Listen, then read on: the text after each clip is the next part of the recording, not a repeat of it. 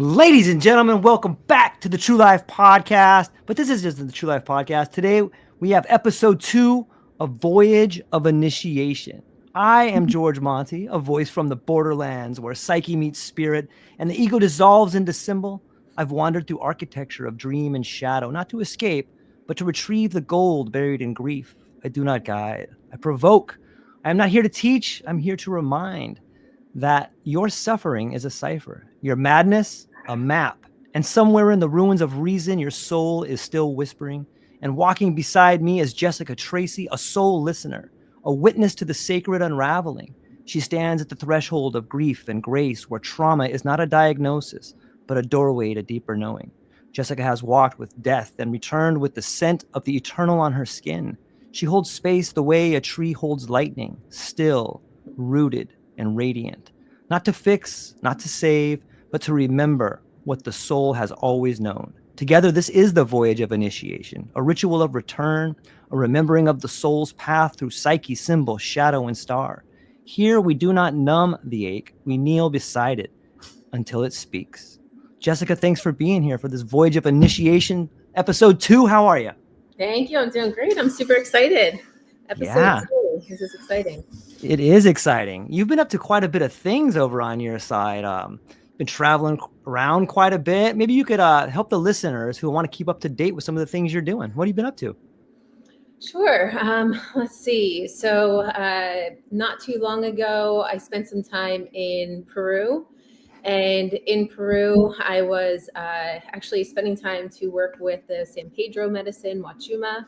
And I know we talked a little bit about that last time. Also had an opportunity to spend some time working with the shamans and learning from the Cuero shamans, as well as the medicine woman and music man that was there as well. So that was an incredible experience. Quite a journey. So obviously going there not only for my own emotional healing and just like really eye-opening experiences. And we can talk about this more. I know we talked a little bit about it last time about my acupuncture experience. But just such incredible learnings from working with these wonderful people. So that was a really beautiful experience. I recently had the opportunity to go to work with a Celtic shaman actually as well. And that was in Winnipeg, Canada, out of all places. She just so happened to be traveling from Ireland, where she normally teaches, to hold a workshop in Winnipeg. And that's about 15 minutes from my parents or my partner's parents' house. So I said, wow, this is another very unique synchronicity happening right now. So I need to be here and learn from this woman. I've been studying under her for quite some time with her books. And so that was a beautiful experience. And obviously doing my work with Jungian coaching, blending all of the kind of practices that I'm learning from these different healing traditions into the coaching modality. And actually through that unique experience that I had in Peru with the acupuncture, I've now actually taken on a new initiative to now train in acupuncture as well. One of the things I really came to realize is, and obviously we always know this, how much trauma is stored in the body and how much we carry it, and to develop and have tools to help individuals, move and let go of that physical trauma that gets stored in the body, after we go through and explore what's going on in the unconscious mind was really important to me.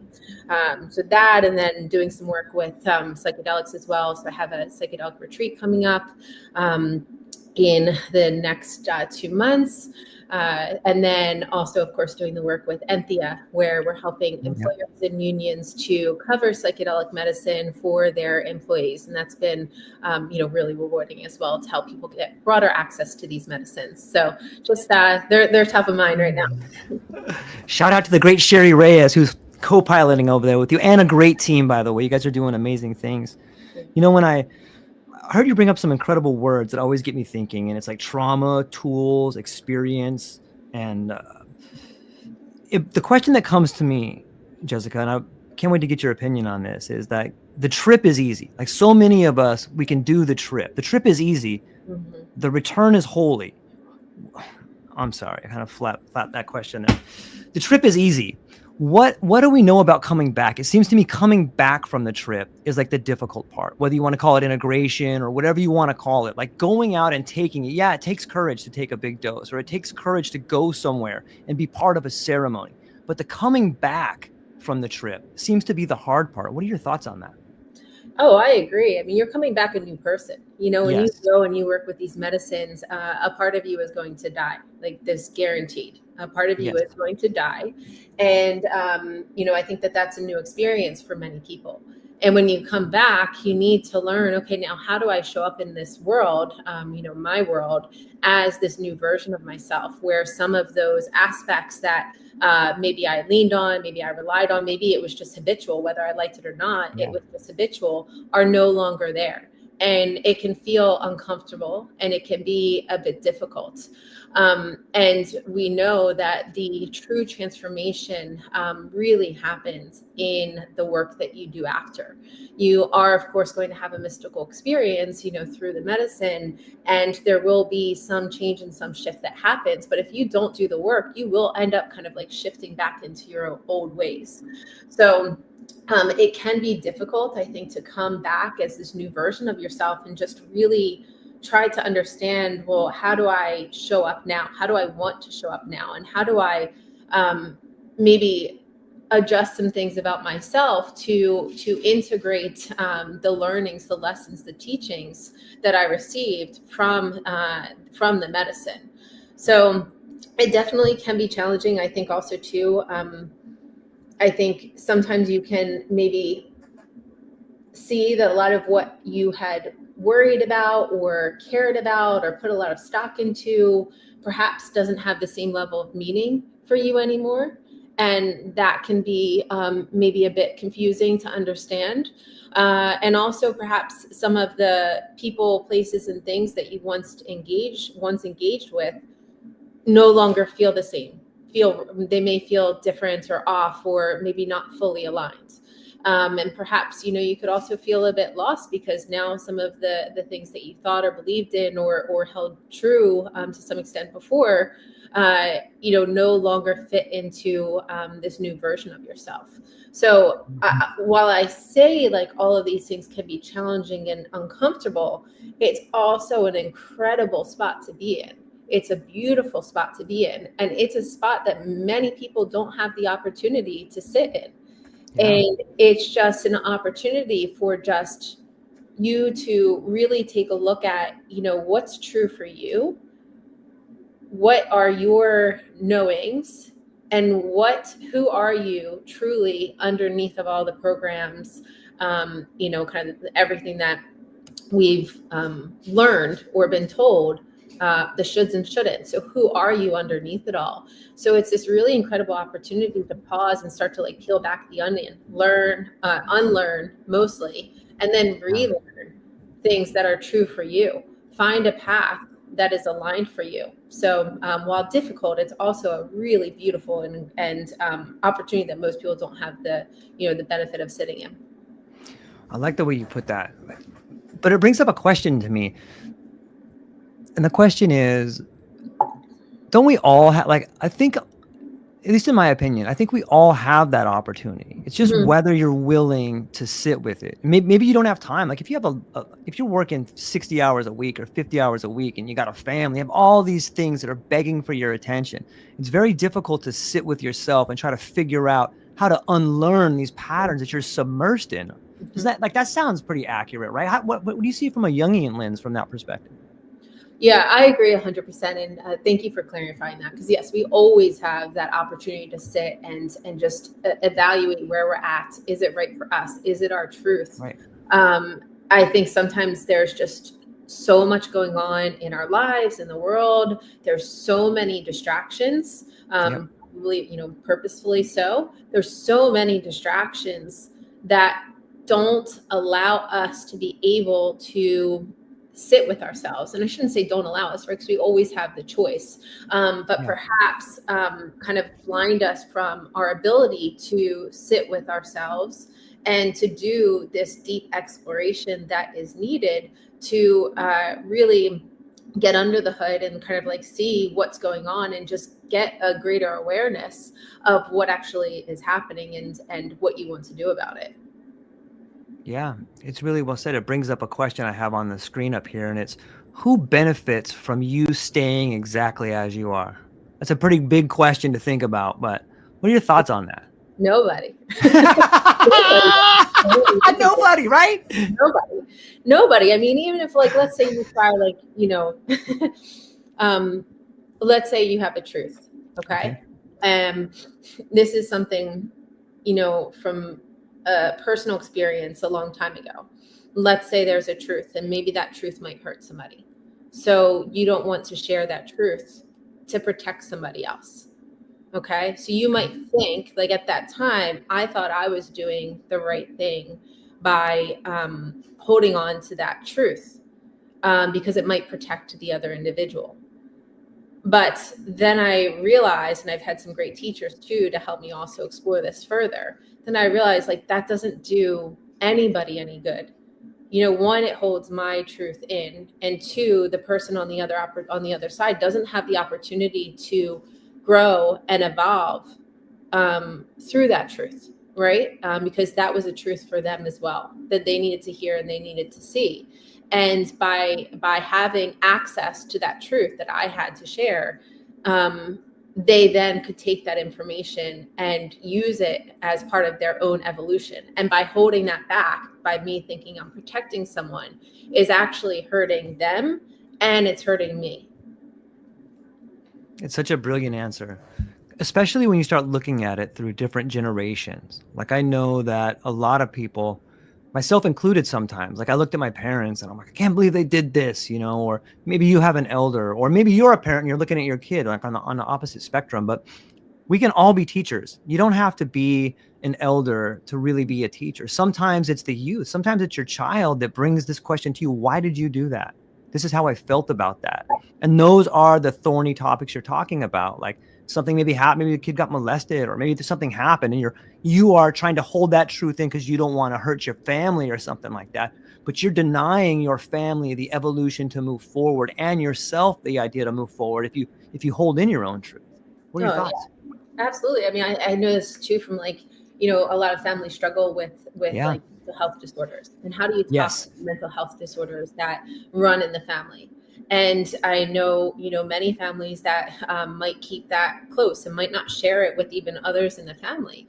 And again, I believe that once you share that information, that is information that the other person is supposed to have so that they can know what to do about it and how to maybe perhaps change the trajectory of the lineage by having access to that information. So it's super powerful. And I believe everyone is a teacher. Everyone is a student and everyone is a teacher at all times. There's never anybody who's just a teacher or just a student. And we're always playing these roles interchangeably throughout our lives. So yeah, absolutely. Children are amazing teachers. And we are teaching them, but they are teaching us every single day. Nature is an incredible teacher. Just sitting outside and looking at nature, you're giving gifts all the time from nature as teachers. I mean, that happened to me in Peru. There was this really like unique experience where I was sitting there and this hummingbird flew over me, really big hummingbird, one of the largest types of hummingbirds. And she just flew over me and she just stayed there, right? And there was a small, tiny hummingbird that I could see out of the corner of my eye, and it was over here. And I was, and what I was, kind of came to me is that I have this opportunity, and I couldn't really see the other hummingbird, right? But I had this opportunity to watch this like masterpiece in front of me that was just like staying here for me to see, just, staying there. And I had the opportunity to see and experience her. And if I looked away, then I might lose the opportunity. And I did it for a while, and then I looked away. And as soon as I looked away at the distraction, gone. It's just like such like a beautiful moment to remember, like presence is so incredibly important. And to not get caught up in the distractions of life, because when you do, you can miss a really unique and beautiful opportunity to engage or see something that you otherwise wouldn't have the opportunity to. It's so well said. I think that same sort of moment happens in time of crisis. Crises are sort of like psychedelics or altered states of awareness, in that it strips away all the distractions, because now you're present in the moment, whether it's something that happened in your family or something to a loved one. All of a sudden, all these things that you were worrying about, all these distractions about, like, well, I'm going to pay that bill, or am I going to get that thing done? All those things fall away. And now you're just here with the present moment. And there's some real clarity that happens in those moments. People can live a whole lifetime in a moment. It's interesting to think about the language there, and just being present. Absolutely. Yeah. I mean, some of the most challenging situations and challenging times in people's lives, most traumatic times in people's lives, are where the most growth and transformation happens. And it's not easy, and it's devastating sometimes. But, I think that you can always look back with gratitude and understand, perhaps that was, what was needed for my evolution. They say we come into this life with agreements with other people. We already have kind of soul contracts and agreements with others. And when people come into our lives, or, sometimes they're only meant to be in our lives for a certain period of time, right? And those people are teachers and students at the same time. And, sometimes we have these really traumatic and challenging situations where we may lose people, or people may move out of our lives, and for whatever reason, but they're only meant to be there for a certain period of time, because they are our soul contract. And there is, this agreement of, you need to come into my life for this part of my evolution.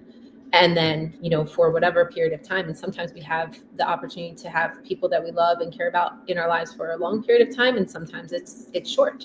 But there's always a reason. And sometimes it's hard to understand, while we're in it. When I think about a soul contract, is that Jungian, or are those two related, or how does that relationship work? That's a good question. I mean, I've explored this mostly like within just like kind of spiritual context, soul contracts and soul agreements. I think maybe you could connect it with like synchronicities and patterns, perhaps, and also like the process of individuation, that others are going to come into our lives to help support our process of self-realization and individuation, because we can't do it on our own. Like, for example, relationships are super challenging. They're never smooth sailing, 100% easy. They're always, no matter what, no matter how much you love someone, they're always going to be a challenge. But they are your greatest teachers, whether it's an intimate relationship, a relationship with your children, a relationship with, a close friend. Those are those connections that we need, because ultimately they're mirrors of ourselves. And if we don't have that mirror in front of us, or that person to point out or pour salt on our wounds, or to, shed light on the trauma or what we're still carrying, we can't do the work. Sometimes it's easy to think, well, if I'm just not here, then I don't have to feel this way. I don't have to experience, that's maybe like just kind of, do I really have to work through this one? Is it really necessary? But the reality of it is, if you're here to, I do believe we are here to, one, learn, and two, to be able to become like the fullest expression of ourselves, because we have so much to offer that can help other people. Not only here to evolve ourselves, but to offer our gifts to each other in community. And the only way to really do that, I think, is to keep coming into more and more and more of yourself. And to do so, you do have to go through this evolution process of just inner exploration, self-exploration, looking at those wounds and learning from them. Because most of the time when they happen, we're kind of so in the trauma that it's hard to really learn from it. You are learning from it, but oftentimes it's kind of later that you can look back and see, oh my gosh, now I understand. Like, look at me now because of this situation. I love it. It reminds me, I heard a quote a while back, and I can't attribute the quote to the person that said it. So I will just say that I heard this quote somewhere, and it's along the lines of that initiation isn't walking through the flame. It's understanding that you are the flame. And I think that speaks to the idea of like, yeah, you're going to burn people, and when you come through the initiation, maybe you have a sense of righteousness. But what do you think about that? Like, instead of walking through the flame, becoming the flame? I almost think of it as you're both, right? It's a constant dance between being the flame and walking Yeah. through the Yeah. flame. I think that you're in partnership with the flame. I think that you are, it's like that, maybe you're like Right. animus, right? It's like we need to be doing both. We need to be walking through the flame, and we also are the flame for other people. And again, like that's that like triggering that we're going to do for other people and the other people are going to do for us. And it's super frustrating and challenging, but that is what helps us to see what is inside that needs some further exploration. So yeah, I would say that we're both, really. Yeah. It's such a beautiful frame, because when you think of the flame, you think of the light. You also think of the heat. You also think of the potential to see your way in the dark. I don't know. When I think of initiation, it just I can't help but see that frame of the flame. Initiation is such a deep word, and it means so much to different people. How do you, when you think of initiation, when I say the word initiation, what do you think of? I think initiation is coming into, it's Okay. coming into, it's becoming, it is a rite of passage. It is a birthing. Hmm. It is it's almost like a claiming of who you really are. I find it to be like very ancestral as well. Kind of this initiation of just like awakening to who you truly are, what you're here to do, or to be, and how can you kind of carry forth your lineage and help spread whatever you're here to offer to the world.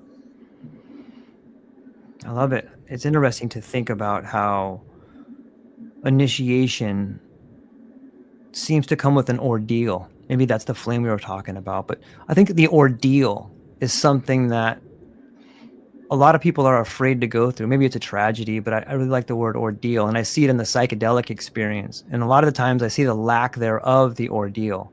You know what I mean by that? Like, you can go and take a class, or you can go and sit in a classroom and learn about the ordeal, but it's a whole different world when you have to go through that ordeal on some level. What are your thoughts on that? You have to be it, right? You have to, like, for this, like, it makes me think of the word embodiment, Okay. right? You can just, like you said, you can learn things in a book, but without fully, I think, like experiencing Yeah. just like the magic of life, the tragedies of life, you're not fully embodying all that you're meant to endure in order to become and shift into this new version of yourself. And we talk about like energy, right? We are ultimately energy. And part of this kind of evolution process is shifting into different levels of energy, or different types of energy. And sometimes these, catastrophic experiences, or challenging, tragic experiences, or ordeal experiences are what's going to help shake you to see like where you're at right now, and how does this feel for you, and are you meant to be here, or is there something more and greater for you? And I think, they, for example, like grief, right? They talk about grief obviously is extremely challenging, but something that I saw, and I know this very much to be true, is that it also allows you to connect to authenticity, which is ultimately, kind of the highest form of evolution, is to be fully authentic. And some would say it's enlightenment, but I've seen others say it's authenticity, and I think that that's true. And grief allows you to really set in when you can fully let go into it. It allows you to fully embrace your authenticity of what you're experiencing, and to fully settle into that. And I think it's these types of experiences that allow us to connect to aspects of us that we wouldn't otherwise have the ability to touch, to see, to experience, to live, to turn on. Like, we are such like incredible creatures, that have so many different facets to us, and literally so many different aspects of us, ourselves, to really like explore and engage. And of course the goal is to always like harmonize and come to this wholeness, but that is part of understanding and tapping into and connecting and seeing and knowing all parts of us. So I believe that these experiences allow these other parts to awaken, to turn on, to perhaps integrate. So I think that it helps us to connect, to touch, see, feel, embody, become more alive as well. Yeah, it's a great point. Grief is such a good teacher. I want to do a little thought experiment, Jessica. I'm going to try something out here. Okay, so for you, myself, and everybody in the listening audience, I want everyone just to close their eyes for a minute and think of something you're ashamed of. Just take a moment to think about something. We've all done it. Don't pretend like you haven't done something. Everybody's done it. So just take a moment to think about something that maybe you're ashamed of. Okay, now come back for a minute. What role does that play, Jessica? We've all done this experiment. We've thought of something shameful that we've done that we're ashamed of. What's the purpose of that? What's the role of shame in our lives? Or what can we learn from it?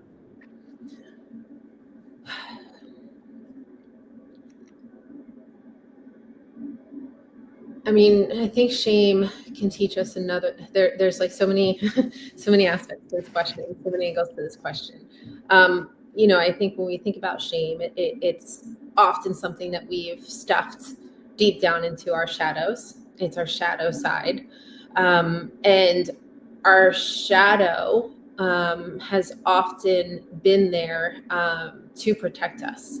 And perhaps that we've done things or said things or not done things that we feel ashamed of, right? But at that point, for whatever reason, there was a reason that you did, said, thought, whatever it might be, that thing. And that feeling of shame, I think, can teach you, one, is that the person that I truly am? Perhaps. Is that the person that, and if not, then who do I want to be? Did this happen or because there's some level of protection or some need that wasn't being met, that needed, that needed attention. And perhaps maybe that's a sign that like, well, maybe I wasn't giving to myself in the way that I needed to. If there was some sort of like thing that someone did out of survival, perhaps. Yeah. It's always showing up for you to say, well, what happened in that moment? What did I need in that moment?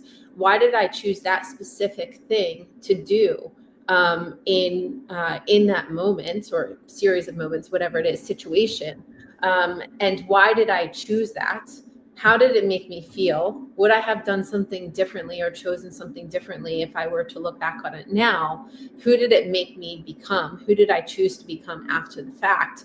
And then is there anything that is still needed due to that situation that has happened? So it's just an incredible opportunity to explore yourself. Sometimes there's like, if you think about shadow, it's repressed desires, it's suppressed emotions, it's suppressed needs, it's repressed memories that still need attention. So all of these things are going to sit in your psyche, and if not explored, you might perhaps act out of that shadow. And sometimes like acting out of that shadow could be a call from your psyche to say, hey, there's something that is needed in here that you're not providing to me. Or there's something that needs further exploration or needs healing that you're not providing, that self is not giving enough attention. So I think they're always just like opportunities to kind of explore the what, why, how, to figure out how to best move forward and what to learn from it. That's a brilliant answer. Thank you. That's a tough question to answer on the spot, right? I think you did a great job at it. You know what's an interesting feeling too is like when you feel these emotions, be it grief or shame, and then you get in the presence of the person with whom you may be ashamed, whatever happened, and now you have like this shared experience of shame or grief. And do you think that, I don't think there's a question. I think the other person can feel it, but sometimes it's a mystery of whose shame it is. You ever like get into that situation with someone and it's really uncomfortable because something happened between you and you don't really know how that other person feels, but you feel a certain way? Like it's an interesting dynamic to be in the presence of someone else who may also hold shame. How do you interpret that? Like, what do you do in those situations? What do you think is going on there? Yeah, well, I think that we're always going to be, depending on like how connected you are to like your own personal energetic field and how, I guess, like sensitive or in tune you are to other people's energies, you're going to feel that to a greater or lesser degree, depending on where you're at. But I think in general, like most people will be able to experience and know that. And it's probably something that feels like quite uncomfortable. Yeah. And I always think personally, like the best path there is always just transparency and honesty. Like it's always the way. You have to trust yourself to make sure, like, is that the right path? Is that, right at this time? Is perhaps comfort needed? Perhaps like just being open and asking questions, but always starting with honesty, I think and integrity is always going to be the best path forward, to just maybe bring up like, hey, this is how I'm feeling. And I wanted to also just check in on you to see how you're feeling. But I think always just like open, honest dialogue is always going to be the best place to start. Yeah. It's interesting too. I think sometimes when we find ourselves beginning to walk in a new form of awareness, we can really pick up on other people's feelings or other people's the way they feel. And sometimes that can be pretty confusing too. Have you ever, I know that you have felt that on many ways. How do you deal with that for someone who maybe is starting to come to this new sense of awareness? Like there seems to be an awakening happening everywhere I look, and people are kind of coming into this new understanding of, hey, maybe it's not me that feels it. Maybe it's this person that feels that way. How would you help someone navigate that sort of new awakening or that new sense of awareness?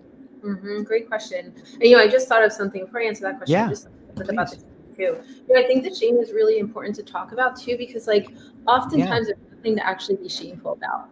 Sometimes like we're carrying the shame, but it's more of like I should have done this or I shouldn't have done this. But when you really explore the situation with like love and compassion for yourself, almost as you would as kind of like if you were parenting a child, right? And if you were your parent and you were looking at yourself in that situation, and perhaps that shame is not fully warranted. It's something that we naturally carry, because of societal norms, should and shouldn'ts, like just culture, everything. But perhaps like that shame isn't, I shouldn't say it's fully warranted. Obviously your feelings are always warranted, but maybe the level of shame that you're carrying yourself is not necessarily aligned with what actually happened. So I think talking through things and being vulnerable and transparent and honest is really important. One, it's important for the shadow self to transition from shift or transcend from darkness into light. It's also the process where all of the lessons, a lot of the lessons will start to like birth and come into form as you kind of start to let go of some of that shame and talk about it and be open about it. You'll start to, I think, gain lessons through that experience, like wisdom through that experience. And I think also one thing that we have a really hard time, or maybe perhaps lack in sometimes is self-compassion. And again, like if we are so hard on ourselves, we beat ourselves up so often and in like pretty brutal ways, and if these things that we are ashamed of if we share that with, like, again, if you were a child talking to your parents, what would be given back to that child is like, you have to just learn from it. What did you learn from it? How will you do things differently now? How will you go back if there was anyone else involved? How can you, like, make things right, or just now be, loving, loving, and as Yeah. kind as possible in the situation. And then, and to just, like, provide compassion to the individual going through the experience. So oftentimes we don't do that for ourselves, and we don't tell anybody else. So we just beat ourselves up and hold that, and it just kind of gets darker and bigger in our shadow. And then it starts to react in all different ways that we don't intend to and don't even realize it sometimes. So I think that, kind of having self-compassion, and trying to find the learning and the lesson and transform that into wisdom. And then also maybe there's something that you can do better moving forward. I think that's really what's most important out of those scenarios. And then to go to the back to the question now, yes, I experienced this quite often, actually, and it was really confusing for me at first, because I would be feeling pretty intense emotions, and they would be quite overwhelming. And perhaps I would feel as though I wasn't reacting as fully, like I was more reactive, or not being, like, fully myself, or there was different aspects of myself that might be arising or coming up that maybe I wouldn't normally be expressing. And what was really helpful for me to one, realize what was going on, was to, like, fully step out of the situation. And for me, it was actually going to the woods. So going to the woods and walking in nature, sitting by a river, by a stream of water, sitting by the trees. And when I did that, a lot of, I guess, what wasn't mine would clear. It would leave. And then I would experience who I truly am without all of the other energies kind of in my field. And then I could, like, kind of get this foundation of what is my energy, how do I feel. So then when I would go back into these situations and I would start to feel these pretty intense emotions or energies, then I could start to discern, okay, perhaps this isn't mine, I'm picking up on somebody else's, and maybe what can I do in this situation? What do they need? Or how can I now better understand the other person based on what I'm feeling right now? It's like, it's challenging, but it can also be super beneficial to know, okay, maybe I can be a little bit more caring, a little bit more gentle, or a little bit more, like, curious right now in this situation.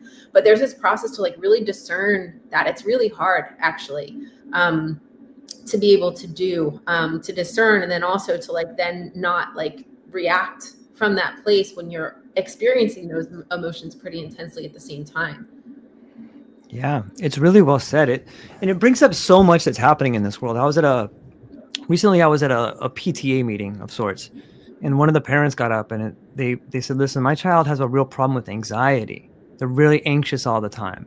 And it got me thinking about what you had just answered, is that we are feeling the emotions, the system, all of these societal pressures are just weighing down on us. And a lot of them are shame and grief of not being enough.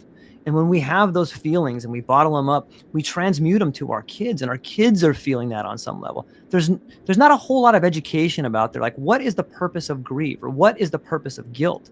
And one of the best answers I heard to that was a mentor that I had. I remember I was feeling really guilty about my life and not being enough. And I was telling my friend Ed about it. And he goes, George, you're misunderstanding. Guilt is not there to make you feel bad. Like, it's not there to make you sit in it. Guilt is an emotion that comes up so that you can be aware not to do something again. And once you realize that, you don't have to hold it anymore. But you don't see that education out there. Like, might that be something that we could be teaching in schools about the purpose of guilt or the purpose of shame, sort of like you're explaining now? Mm-hmm. All of this. I mean, we should be teaching about just, this is like emotional intelligence, right? Yeah, right. Totally. Is not taught. How are we not taught emotional intelligence? How are we not taught about mental health? Right now it's just like everything's a label. I'm seeing Yes. this like with children. Yep. Everything's a label. So, kids are walking around saying, "Oh, I have ADHD," like it's a badge of honor, like because it's something that they can say, like or I have anxiety. There's a song, that's out that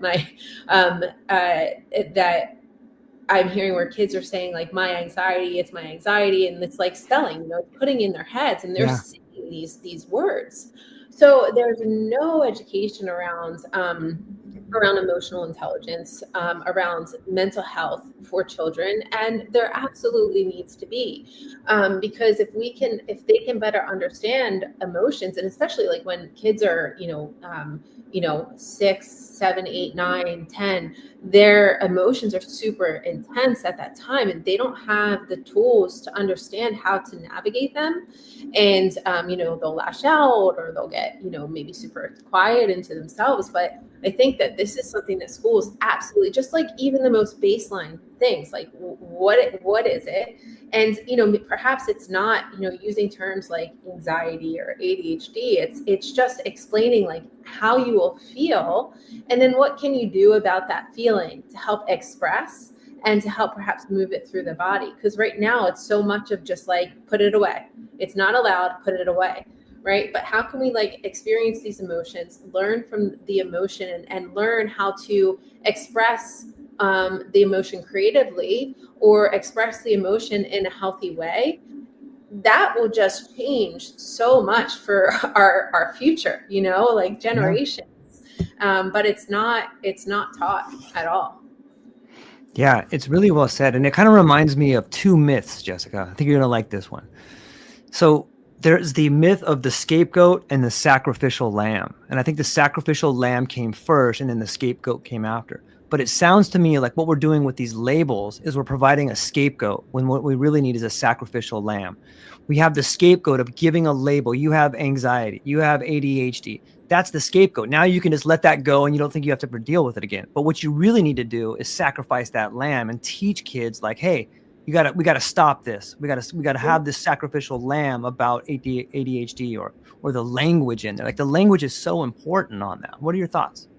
Yeah, well, then it's just like, what are we setting these children up for, right? Pharma ads, right? Because as soon as I see this on my kids' iPads, it's like they have ads coming up in front of them, and it's really like it's devastating what I'm seeing. Yeah.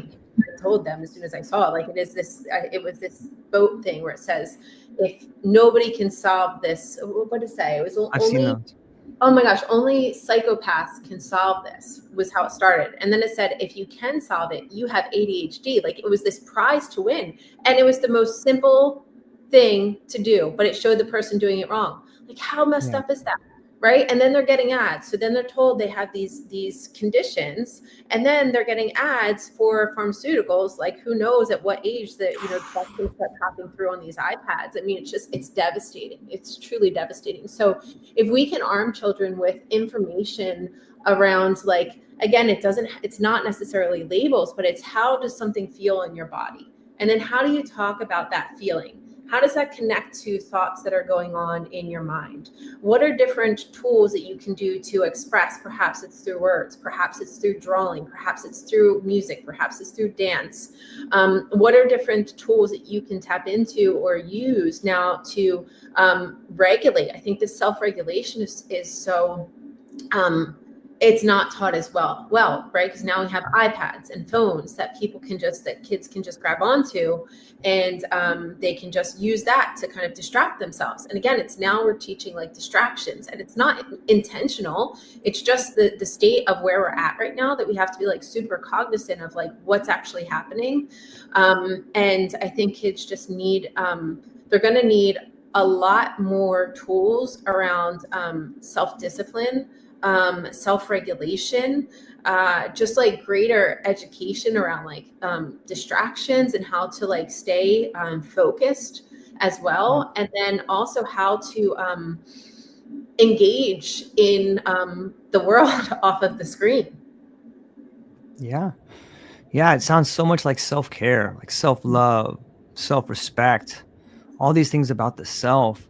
What about, I think this is a good place for symbols, Jessica. What are the symbols that reflect that? Can we use some sort of, is there a symbol for self-love that you're aware of?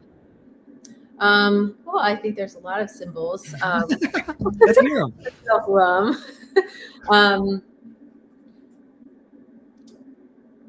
Well, I mean, obviously going back to like the natural of like, I think like, let me see, I've got some. Yeah, let's see. Right here.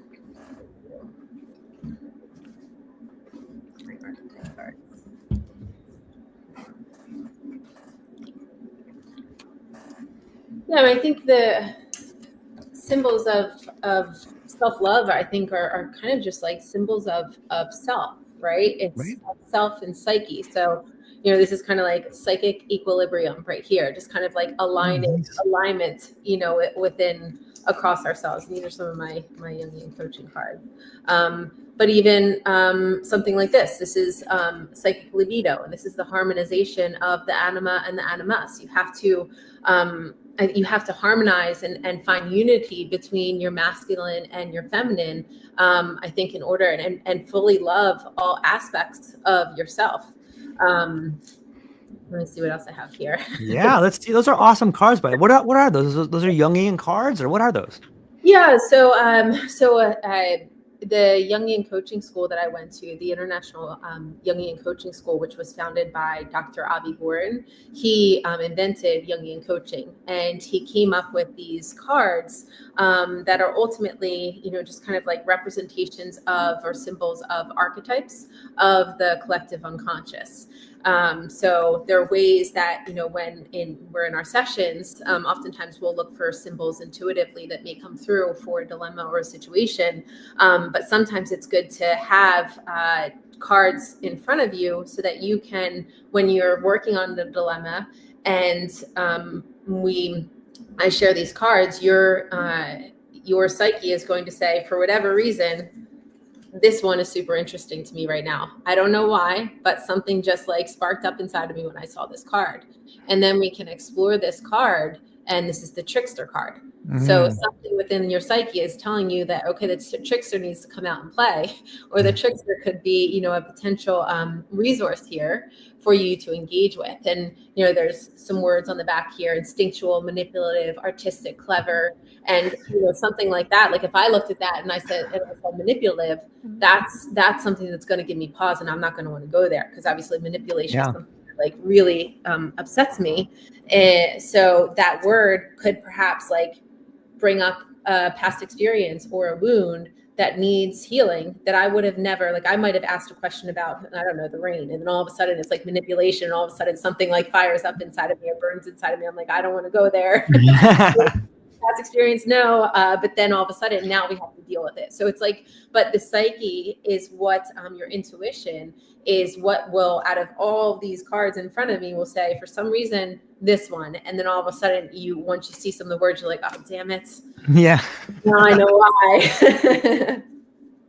Yeah, I was so excited. I'm like, yeah, the trickster. And then I'm like, oh, wait a minute. Manipulating. Yeah, it's there. It's there. It's interesting to see. This would be awesome. Like on some level, this kind of education could be brilliant for kids, because it would really get them in tune with the different archetypes and help them understand on some level that, hey, look, we play all these different roles. And it's interesting to think about the role of roles and growing up on some level, right? Yeah. When I see this too, like with my kids, like I see different aspects of them come out. Yeah, of course. All of a sudden it's like the lover, like full on, so cuddly, so loving, then like they need something, so the trickster comes out to play. Then all of a sudden the magician is here because they like magically like, want to do something. And then all of a sudden it's like this dark side that comes out, and it's like, oh Jesus, how are we going to deal with this thing, And then other times it's like ego, because they're like, see me, I need to be seen. And I think what happens is like we all have, like kids very much express like I think the variety of archetypes that we all have within our collective unconscious.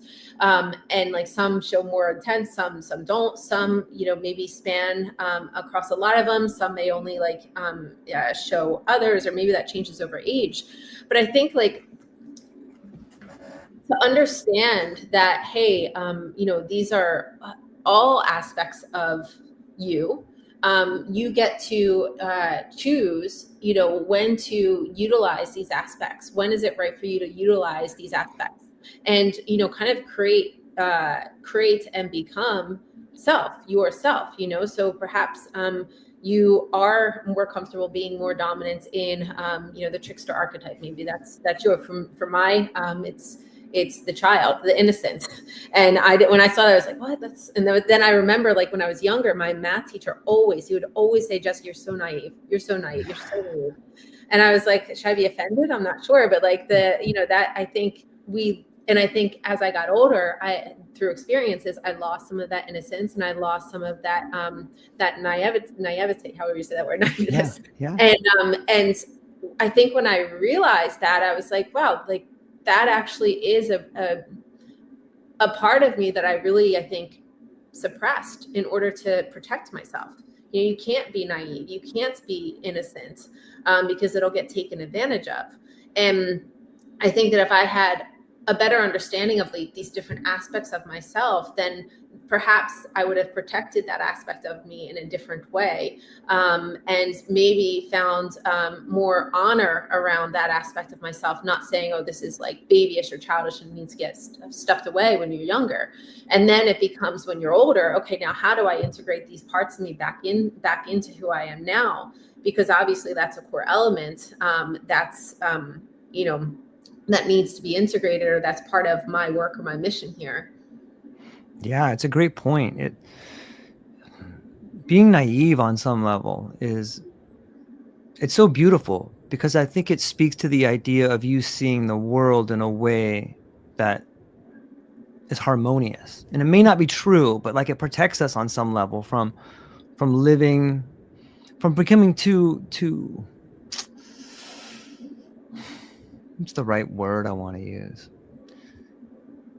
It protects us from sliding into just some dark spots sometimes. It's I think we all do it. I want to bring in the audience right here, because I got some questions stacking up for us, Jessica. The first question comes to us from Eric O. Eric O says, what is the lie you were born into, and how do you escape it? Oh, the lie I was born into, and how do I escape that? Well, the first thing that comes to my mind is anxiety. Like, I think that anxiety is that's a way of life. And I think understanding how I was living in an anxious state, and to be able to understand that, like, that wasn't the way I needed to live and needed to be, and to like understand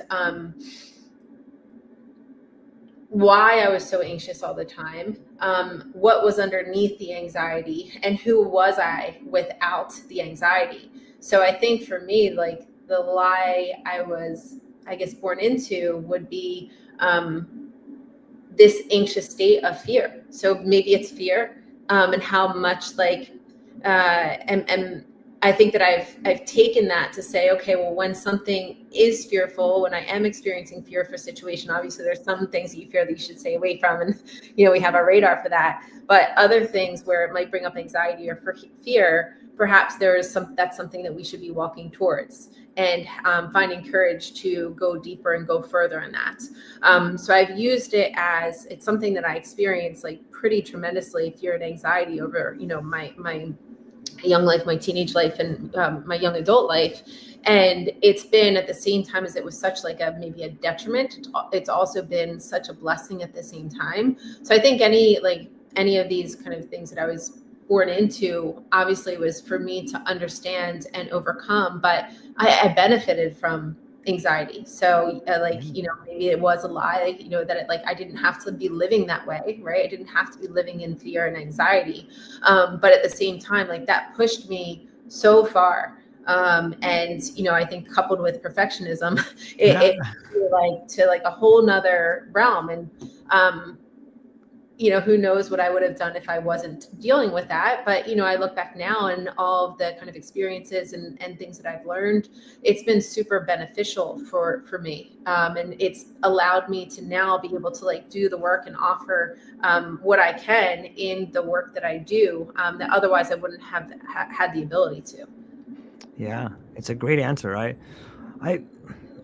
When I start peeling back the onion, Eric, I start thinking the lie that we were born into is like, we're doing it all wrong. Like, especially think about what you're born into, especially like for a guy, when a baby, a lot of the times when a male is born, the first thing they do is like genital mutilation. Like you come right out into this world and they're like, we got to get rid of this.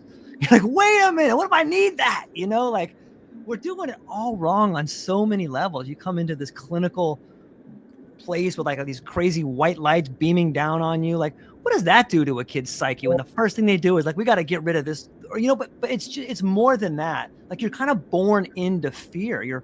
Maybe that's part of an initiation too. It's like, okay, now you're here it comes. Like we're just thrust into this world where there's so much, you know, uncomfortableness and pain. And it's crazy to think about being born into a system like that, right? Mm-hmm.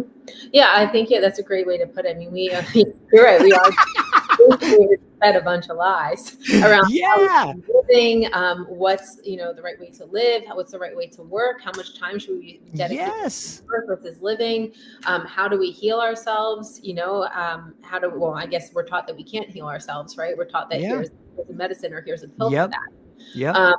Yeah, I think everything is like, from my experience, a lot of the things that I had learned was like pretty ass backwards, Totally.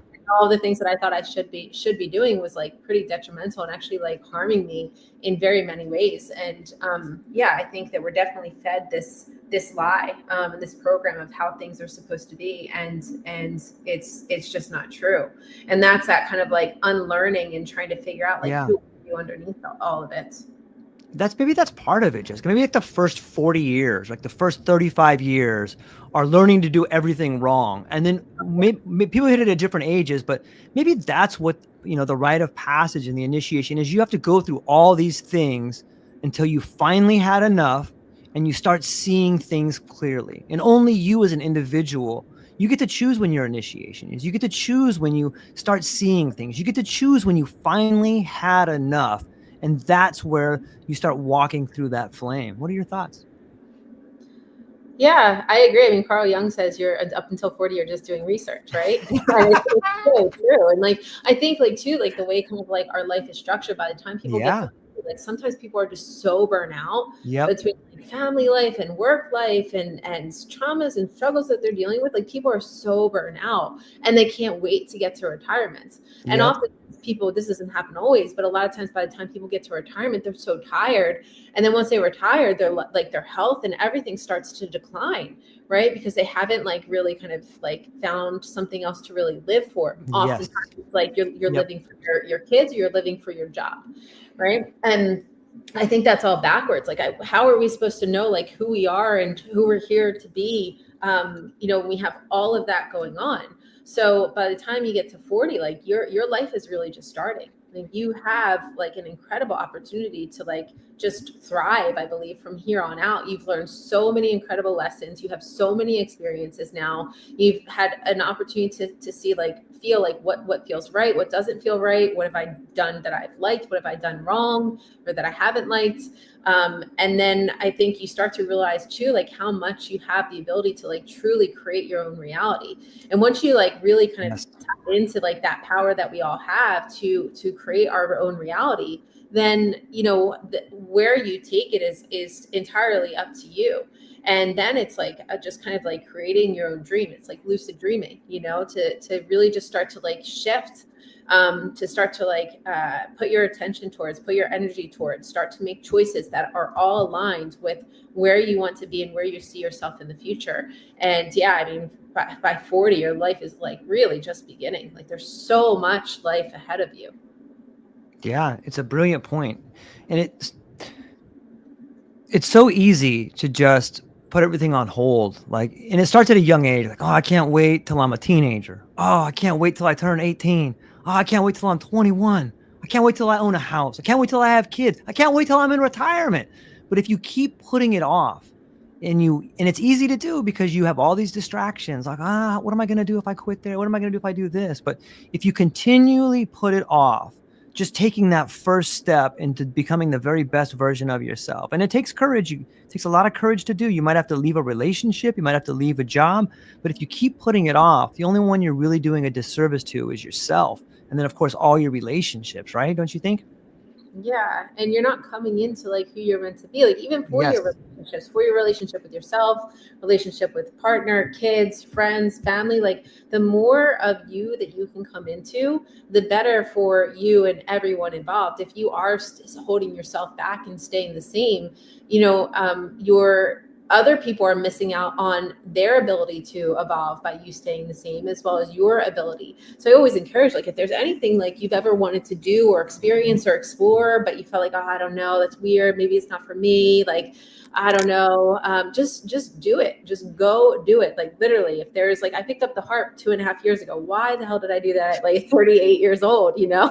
Like I've never read music. I played the flute. I don't even know when I was a little kid, but it's been like, just even like that experience alone has been super transformative. Now at 40 years old, going back to school for acupuncture again, like that's, sometimes I even like, Jessica, again, like now you're going through something else, but like, I know why. I have the greater vision, and it all makes sense to me. Right. And you have to make like these pretty significant shifts in your lives. And it not only impacts me, but it impacts other people. But again, like that's part of the journey. That's necessary. So I always say, if there's anything you've ever been curious about or wanted to explore, like just I'll say, dip your toe in, but I say just do it. Go all in. At least take one little baby step and dip the toe in, but like just try it. Like if you wanted to sing, go sing. If you wanted to play an instrument, go play an instrument. If you want to play a sport, like go play. Like it's like almost like these aspects of play too, that like we stuff down, that we're not supposed to be doing these things because we're not kids anymore. Like we are, like we are kids, right? We still have our inner child within us, and that still like always wants to live and be present. And why not? Like that is the fun aspects of ourselves, right? But we're like, oh no, that's not allowed. Like, I'm an adult now. I'm a serious adult. Like, no, this is life. Have fun, live. Let these different aspects of you come out to play, because that is like your vitality. That is your vibrance. That is your uniqueness. And I think that's what like allows for creativity and like different aspects of yourself to like really kind of like shine through. And again, like it doesn't benefit just you, it benefits everybody.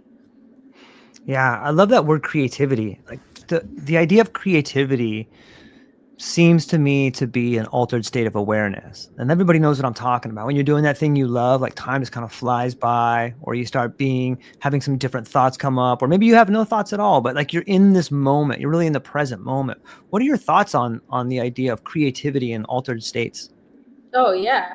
Well, I think like through creativity, like some of the like pretty magical experiences have happened to me. I'll show you. Let me just grab some. Yeah, please. Let's see.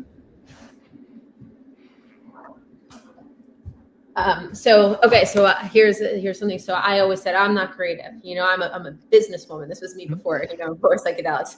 I'm a businesswoman. I'm in insurance and genomics. I wear business suits. Like I'm not creative. But then once I like really start to like look back, like I was creative. I was just creative in a different way. I was creative with people, with relationships, with how I expressed. But anyway, I never thought I was creative artistically. And then I started to paint. I started to engage in painting and in drawing. And I just really it really turned something on in me. So I said, wow, I actually am kind of good at painting and drawing. And like, what's good anyway? Everyone's good at it. Because whatever comes through to you is good. It Right. doesn't have to be, we just always compare to what somebody else puts out there. And that's how we say if it's good or not. But anyway, so I've started to paint more, and I got a teacher to teach me how to work with oil paints, and we had some homework to do. And then I had 2 assignments. I had half hour to do it. And then all of a sudden it was like, there was something I really wanted to paint. So I said, all right, I'm going to paint this. So I started painting this, and this is a tree with a bed inside of it. Okay. So with a bed inside it, it's kind of like the safe space to go. Yeah. Lantern here, there's ivy drawing all around, and this image of like this red bed came up, and I started drawing these little flowers too. I've never seen flowers like this, and it's a lot of red over red. So I'm like, why do I keep drawing this red over red? So anyway, I'm just like going with it. I allowed this vision that I needed to get down on paper to come through. I allowed more of this red flowers to come on, and then I finished it. And this is kind of like sometimes when I get anxious or anything like that, my safe space is always like going into a tree. So Fast forward, so I drew this. I was like, okay, it was a nice, quick little fun drawing that I did that felt good. And then fast forward, a month later, I get to Peru for this San Pedro ayahuasca or San Pedro retreat, and all over this place, just in this retreat center, are these tiny little flowers that look like this that the hummingbirds sip. Whoa. So I was just amazed at just this kind of like visionary experience that came through. Said, put this down on paper. I did. It felt really good. And then to now go and see kind of the synchronicity of these flowers all around the Maloka where we were, working with the medicine, as well as in some other places where I would just go sit and kind of integrate. So it was just such a beautiful experience to see like what your creativity is like beyond, it's like divine. And it's messengers, it's teaching you about yourself, it is allowing different aspects of yourself to come through and to be shared with the world. So I just find, one, we're all creative, right? It is our like innate nature. And it's also something we're supposed to be doing. Like we're supposed to be living through creativity because it's an authentic expression of self, and authentic expression of self is what's really needed in this world for ourselves and others. So it's medicine, it's healing, it brings joy, it helps to move emotions out, it helps to it's also really helpful for processing trauma and also like understanding what's going on within the unconscious. I work a lot with art with my clients because it's helpful to explore your shadow. It's also helpful to get messages from your psyche to help you understand what's going on with the dilemma, and to get basically like little bits of wisdom from your psyche to come through in art to say, hey, here's some ideas on how to move through this or how to move forward in this. I love it. It's so interesting to think about how the act of sitting down and writing or drawing or painting or creating at some level can manifest real change in your life and the way we understand information. There was a really cool study done a long time ago about people with epilepsy. And they took these people that had epilepsy really bad, and they cut the corpus callosum, which is the little strand that goes between the right and the left hemisphere. And what they found is that it stopped people from having seizures, but they found some really interesting evidence too, that they did studies with these people that had their corpus callosum cut, and they would take the pen in their right hand, and they would ask them, what did you want to be when you were older? And they would write down like fireman or policeman or teacher, and they would put the pen in their left hand and ask them the same question, and it would be like astronaut, artist. And they were trying to figure out like, whoa, what's going on here? And they figured out on some level, like the two different hemispheres and the way it thinks. But I think that particular experiment speaks to the idea of creation. And sometimes we lose that idea of what we really want it to be, or we think we lose it, but it's always there. It's back to the inner child, and it comes back to drawing, and it comes back to maybe the shadow work and Carl Jung on some level. It's pretty fascinating to think about, right? How it's always there. Yeah, it's always there. It does need to be awakened. I think it does need to be nurtured too. Yes. It definitely needs to be nurtured. And I think it's very easy, especially in like the age that we're at with like social media and the phone and technology. Like there's so many distractions. So you think like sometimes I'll be on here. It's like, okay, well, I'm consuming, right? I'm on social media consuming, right? Or I can be creating.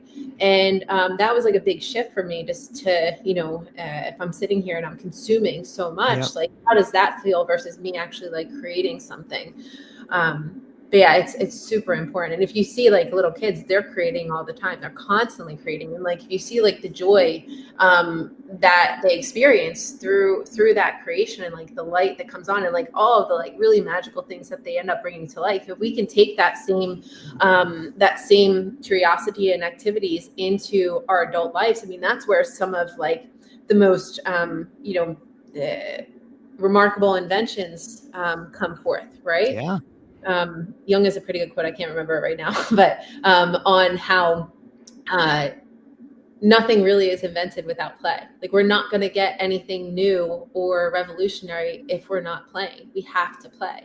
And creativity, of course, is play.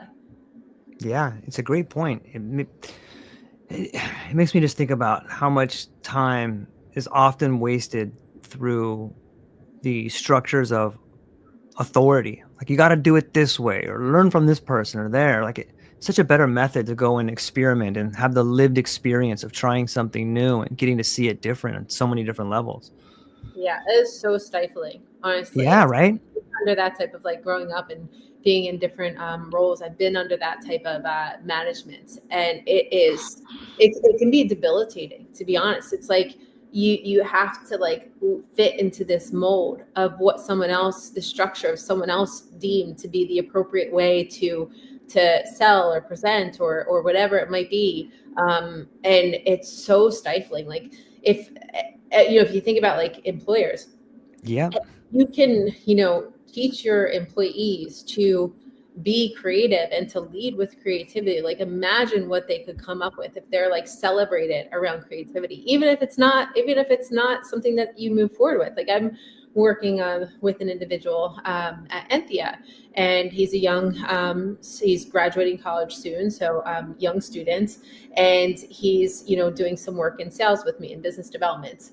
And I am using none of the traditional sales tactics or anything that I was taught through the books around sales. Yeah. It's none of that. It's all around encouraging his creativity, encouraging him to be bold, encouraging him to be explorative, all with integrity and authenticity. That's the number one. I want you to be courageous, and I want you to be bold, and I want you to be creative, but you have to be authentic with everything you do. And with everything you do, you also have to carry, a high level of integrity.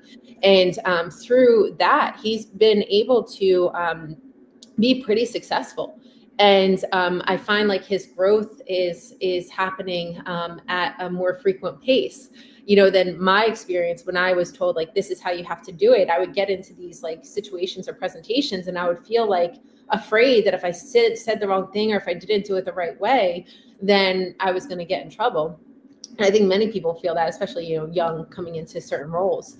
But when I started to give myself the freedom, and I think we have to do this. When I started to give myself the freedom to fail, to mess up, to do it in maybe a non-traditional or non-conventional approach, or maybe a way that like others wouldn't do it, but this was my way. When I really like started to lean into that, that's when things started to happen, right? Because then I'm in alignment. When I'm in alignment, I'm radiating at a different frequency, and I'm creating more opportunities for myself, because I'm in a better energy that's going to attract what's best and better outcomes. So I think that we do, I think in conventional companies, sales is done like all wrong. You see it all the time with like the very like,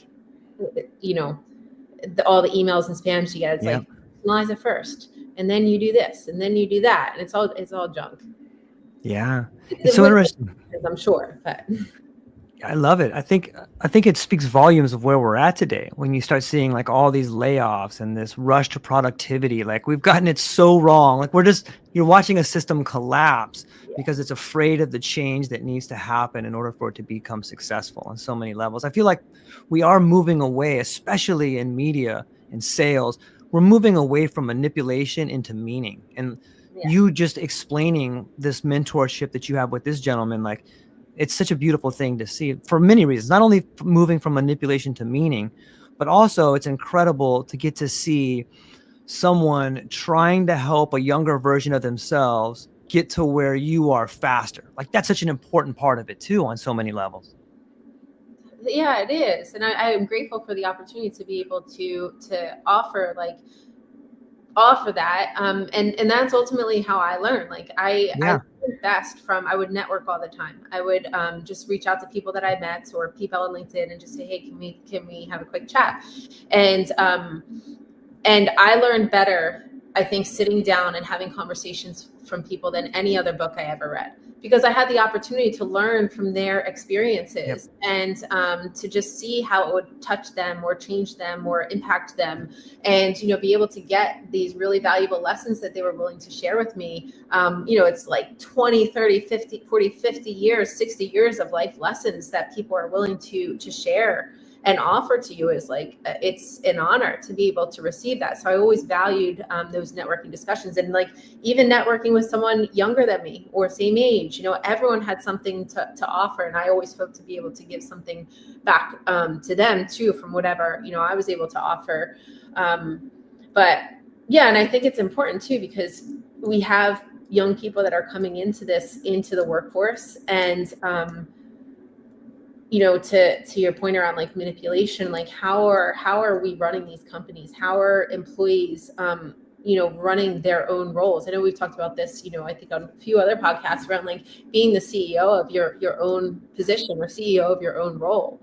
And when we're teaching employees values to lead by and to live by, but to allow them the ability to be creative and to try new things, I think that's where your company can transform, because this individual or the employees have, I think the belief is in them and the trust is in them, that as long as they're operating within the values of the company, that they have the ability to try new things or to come up with different ways, and like, versus like, oh, the CEO knows best, or the leaders and the executives know best because they're older and they've been doing this longer. No, sometimes like young people, they have like really great ideas, and we need to mesh and merge all this. Like the whole hierarchy system, I just think is just like, it's not beneficial. Like there's no hierarchy. We're all in a community, and a company is a community, like an employer, a union, it's a community. It should be looked at as a community. Everyone has roles, and everyone needs to be honored in their ability to shine in that unique role, and like truly own it to the best of their possibility, the best of their ability,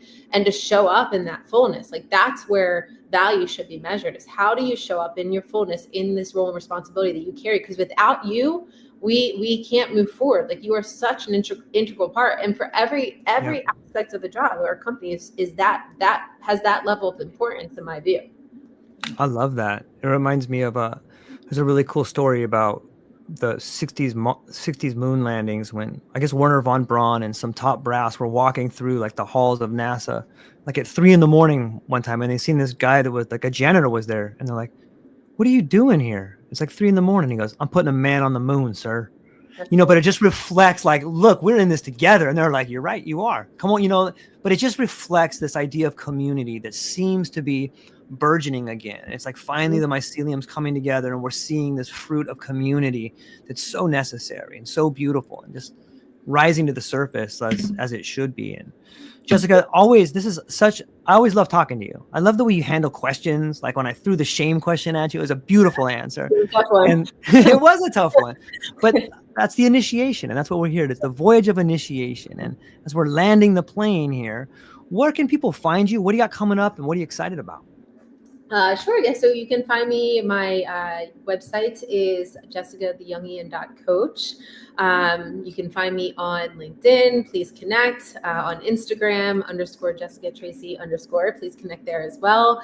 And then Enthea is we're doing some really cool work with insurance for psychedelic medicine. So please connect and find us over there.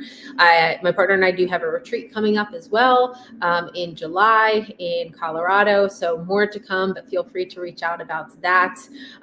Doing an exciting, actually in a week now, I'll be leading a shadow work workshop, incorporating the drum, incorporating the gong as well. So that'll be fun to experience. But I think for anyone that's interested in kind of incorporating any type of Jungian psychology, Jungian modalities, shadow work, archetype into their corporation, into their own personal coaching or leadership role, definitely feel free to reach out. But I'm always happy just to have conversations and talk about any of this, or if you're curious about psychedelics, I'm kind of an open book, open door. So I love it. Ladies and gentlemen, go down to the show notes, reach out to Jessica.